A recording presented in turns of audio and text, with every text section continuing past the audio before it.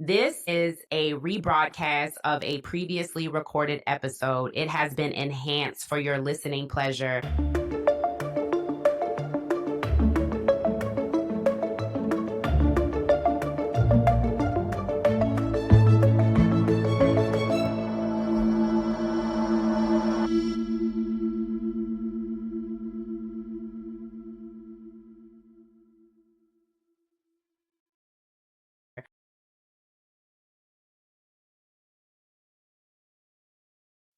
Welcome back to Murder in the Black. It is your host, Steph. As always, I'm super pleased to be back with you guys, and I hope that you're having a great May thus far. Let's go ahead and get into our true crime case for today. Today we're heading down to South Carolina, and that's where we meet a beautiful young girl by the name of Tamika Huston. And Tamika was just a beautiful, adventurous, spontaneous person. And she actually had a gift and a talent for singing. And back in the early 2000s, if you wanted to get discovered, the best way to do that was not to send in a demo tape to a recording label. It was to actually go on TV. And there was this show, I don't know if you guys heard of it. It's called American Idol. And surely you've heard of it. And Tamika wanted to get into the industry, make a big splash, and become the superstar she always knew she was. So she actually left South Carolina and went down to Atlanta, Georgia, and stood in line 4 hours for Simon Cowell and Paula Abdul and the other guy, can't remember his name, Randy Jackson, to sing for them. But disappointed, she left because she did not make it past the first round. So she went back to South Carolina, where she was from, and just really took time to truly regroup herself and to figure out what was she going to do next. Was she going to give the industry another shot? And she decided to leave that on the back burner, at least for now, and actually go back to school to become a nurse. I've already said Tamika was adventurous. She was spontaneous. And I think that all of those qualities really led her into trying to figure out if she wanted to dabble in the music industry. But ultimately, she said, no, I'm going to do something different. And she was living her life. And in 2004, she was 24 years old, just moved into a house, and she had an off and on again boyfriend. You know how it goes. Sometimes you're just trying to figure some things out, going through the growing pains of a relationship. And that's what she was doing. She was going to school, holding down a job, and trying to just figure out her life like we all did in our early 20s. But by the summer of 2004, Tamika's aunt, Rebecca Howard, did not hear from Tamika. And this was unusual. It was very unusual. And the exact date was June 14th, 2004. Because Rebecca usually would talk to Tamika consistently, with regularity. However, she hadn't heard from her. So when she called her up, Tamika didn't pick up the phone. And she didn't immediately panic. She began to call other family members and see if they talked to Tamika. And that's when she identified that nobody really had heard from Tamika in the past days and weeks. She was not living in South Carolina at the time, and she was concerned. So concerned that she called the Spartanburg, South Carolina Police Department and asked if they could conduct a welfare check on Tamika's home and her person. They headed on over to Tamika's house with the information that they had equipped by Rebecca, and also they knew what kind of car Tamika drove. Tamika drove a 1991 black Honda CRX. And when they pulled up to the house, they did not see this car.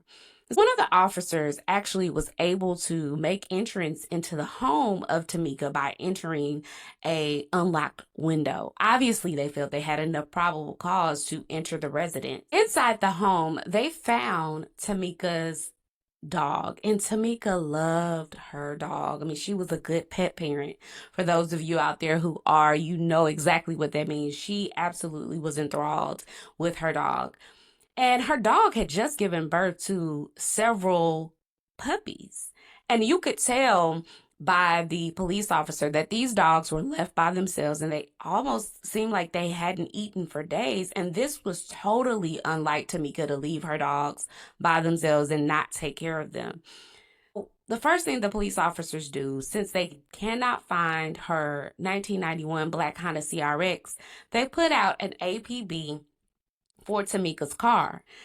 And then this is when Rebecca Howard instincts really pay off, because Rebecca Howard, which is Tamika's aunt, was a PR specialist. That's what she did. She was like the Olivia Pope, if you will. She was an expert in her field, and she knew how to get out good information and how to get it out effectively.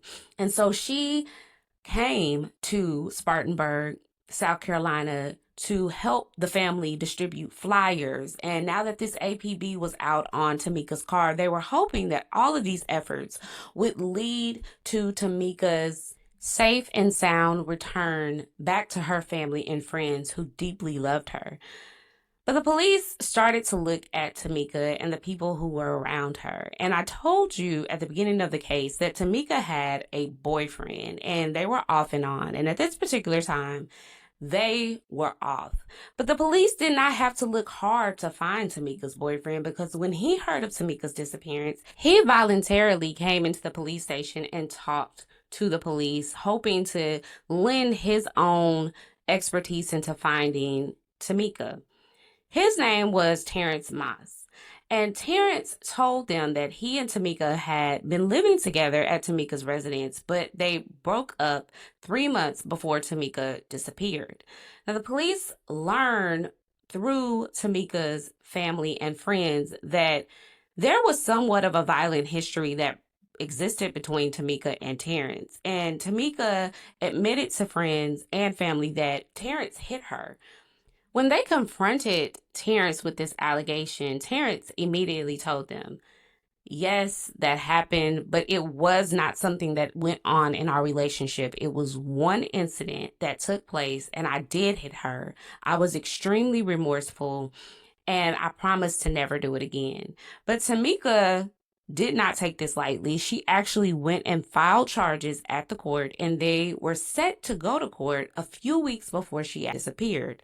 However, the court case was postponed. According to investigators at this time, they felt he was their suspect.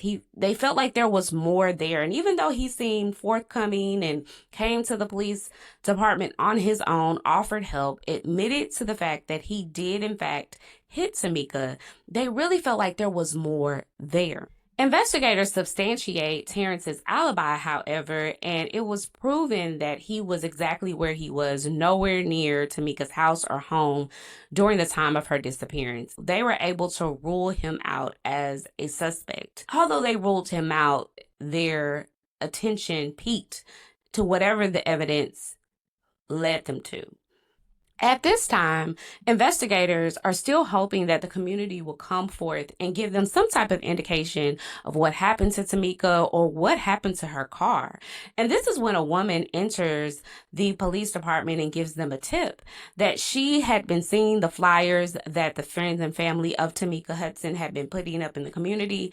And she saw the picture of the car. And that's when she realizes that she's seen that car before.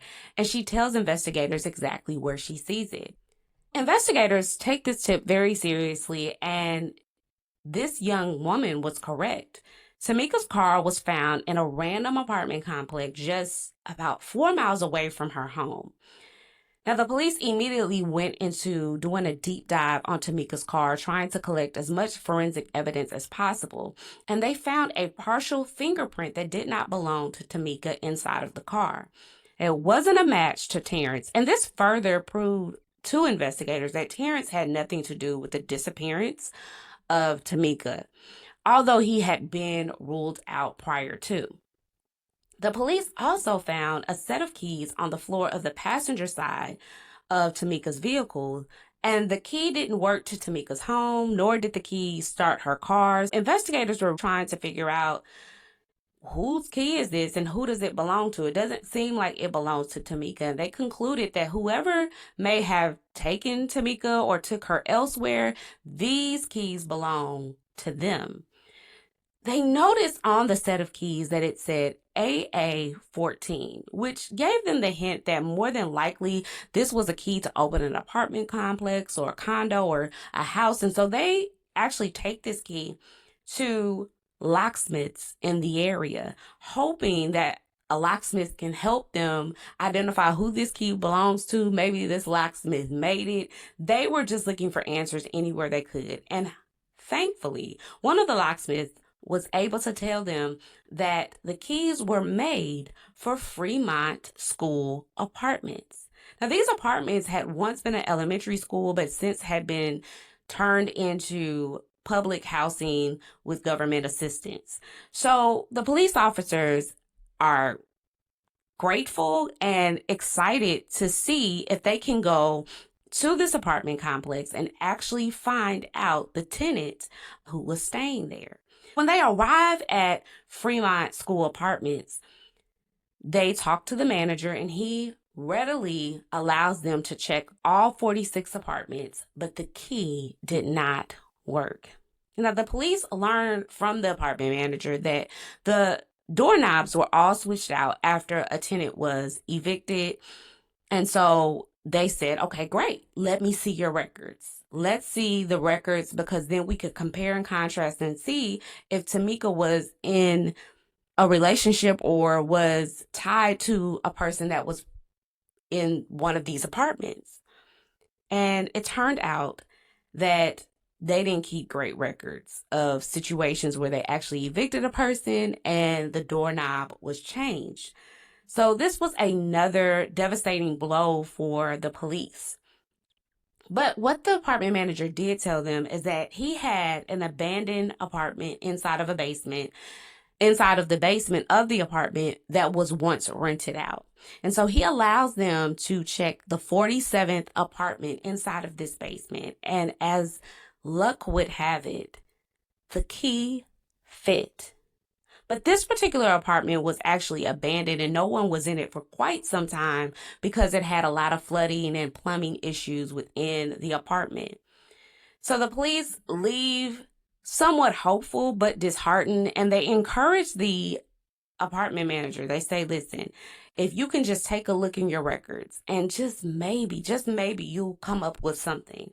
And so the apartment manager took them at their word and really searched his records. And that's when he found a list, and he gave that over to the detectives, and they went down the list of people and they couldn't figure out if anybody was tied to Tamika, but they didn't know much about Tamika outside of the information that they had. They took this list to Tamika's friends and family, hoping that they would be able to tell them if any of these names sounded familiar, sounded like they were involved at one point or another with Tamika.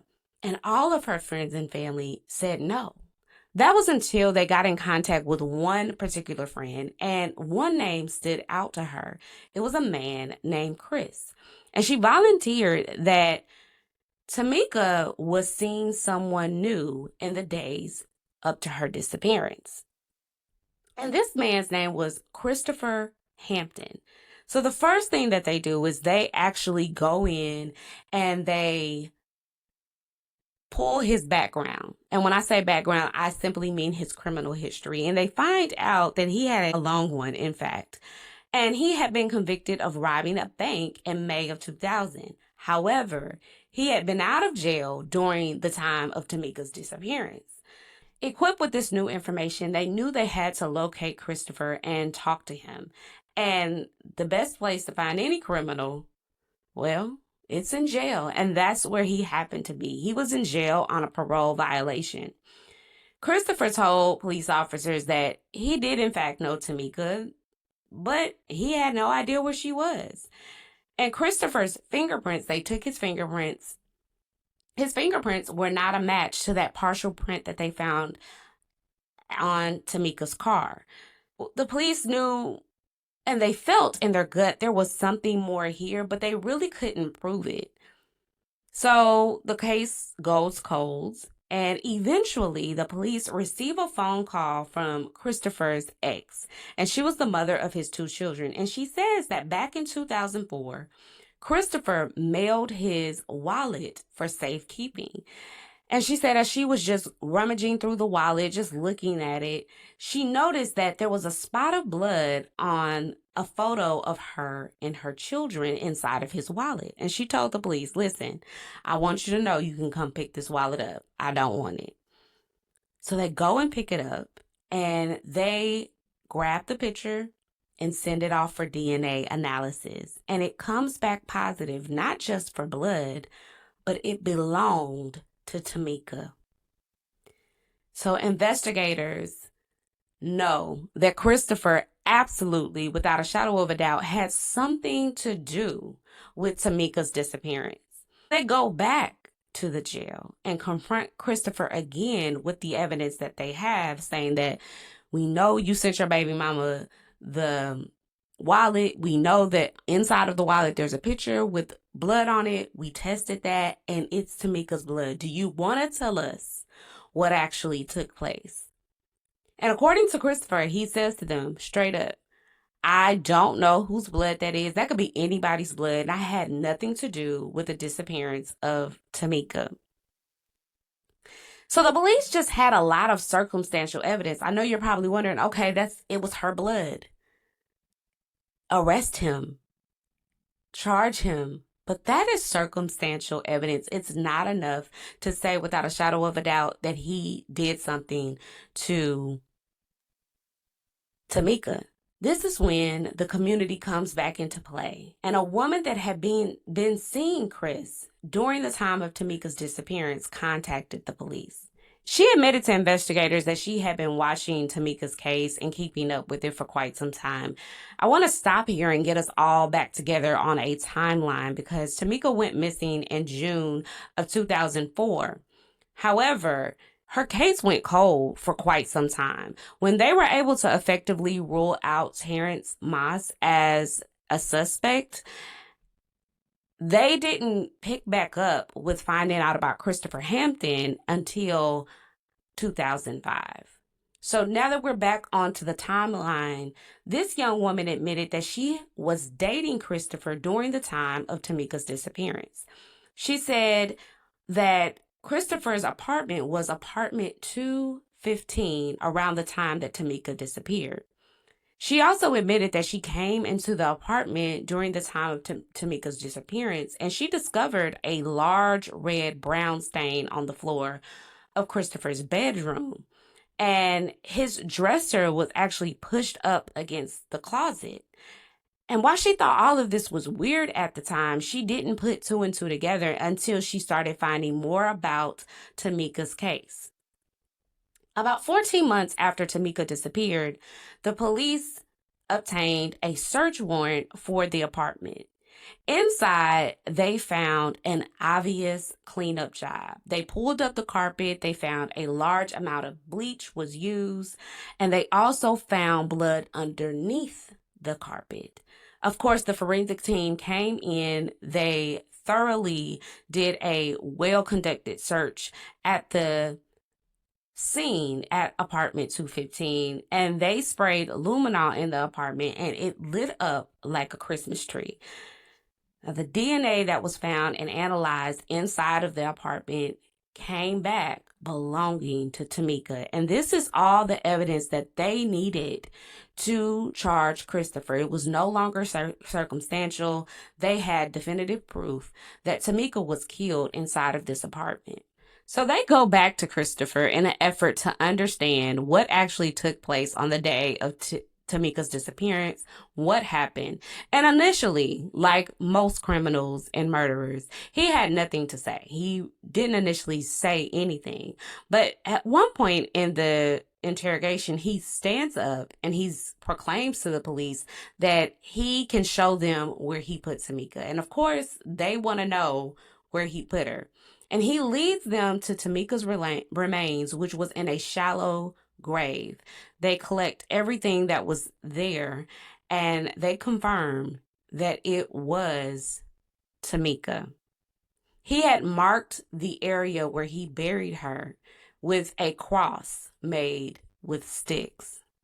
Now, he claimed at this point in time that Tamika came to his apartment, As he was ironing his clothes to go out, there was some type of confrontation that began between him and Tamika. He said that Tamika became very angry and he hit Tamika with his arm.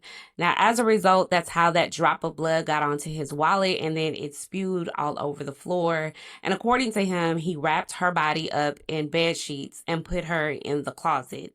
Now, this corroborates the young woman's claim that she said when she came into his apartment, there was blood on the floor and there was a dresser that was pinned against the closet, which means that when she actually came over, Tamika was dead inside of the closet. He admits that he had sex with this young woman, but I want to be clear that the age of consent in South Carolina is 16 and this young girl was 15. So he raped that girl that night. And the next day, he claims that he borrowed a friend's car and buried Tamika. He then ditched her car and dropped his keys in the process in her vehicle.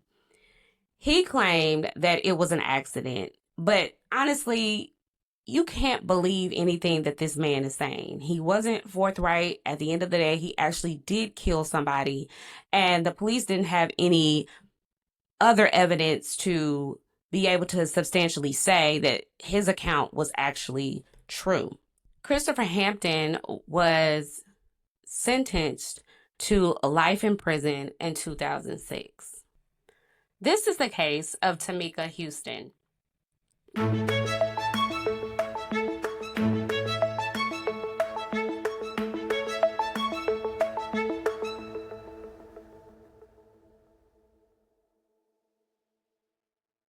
Now, because we have a little bit of time, I want to tell you guys about some things that I found out relating to this particular case. And I am a lover of books. I love all things books. Since being a parent, I have discovered that I just don't have the delicacy to take my time and actually pick up a book and read. But now that my children are getting older, that is something I'm getting back into. I got a subscription to Audible. And I don't know about you guys, but I am the type of person where when I pick out a book, I am solely going based off of titles initially. That's what catches my eyes first. I was looking for a book about 2 to 3 years ago on Audible, and this title caught my eye, and it's called Finding Tamika. And on the cover, it's a beautiful picture of Tamika, but it's somewhat wiped out and you can't see the full picture. So that caught my attention, but the narrator of this Audible book is what really sold me for sure into finding out about Tamika. The narrator's name is Erica Alexander, and for some of you that will ring a bell exactly who I'm talking about, but if you're like me, at one point in time I didn't know her by that name. To me, she was the actress on Living Single, and she was Maxine Shaw, attorney at law. And I absolutely love Erica Alexander. She is a phenomenal actress, and I was very intrigued. And I have to tell you, without anything involved, that you guys need to go and listen to that book. If you are looking for a deep dive, you want to know more about Tamika, I highly suggest you read that book. But I'm just going to give you some highlights that I didn't mention in the case. Now, Tamika often said to friends and family from a very young age, because let's face it, she was very young when she was murdered. She would tell them that she did not see herself living long. She knew that she was going to die young. And she said that matter-of-factly. From her boyfriend, Terrence Moss, he knew that Tamika was well aware of that. Family and friends, her aunt, Rebecca, everybody knew that Tamika always said she was not going to live a long life. And that really struck a chord with me listening to that Audible book, because she knew, her soul knew. And I don't know if you guys know of anybody in your life, or maybe even it's you, who just knows from an early age, your soul knows. I don't even know if it's on a conscious level, right? Like you can intellectually explain it to some degree, but your soul knows that you're not going to be here for long. It's a connection that you have with God. And that really struck a chord in me, because I've told you guys here on Murdering the Black before on our subscription platform that my aunt was killed, and she used to say this as well. She would say it all the time. She would say it to me as a young child. And it was something that her soul knew, and it knew it well, and she was right. And just like Tamika knew she wasn't going to live long, didn't know how she was going to die, but just knew on a soul level that she wasn't going to be on this earth long. And for her to only live 24 years, she most certainly had an impact on her friends and family, and now her impact is left forever on us as well.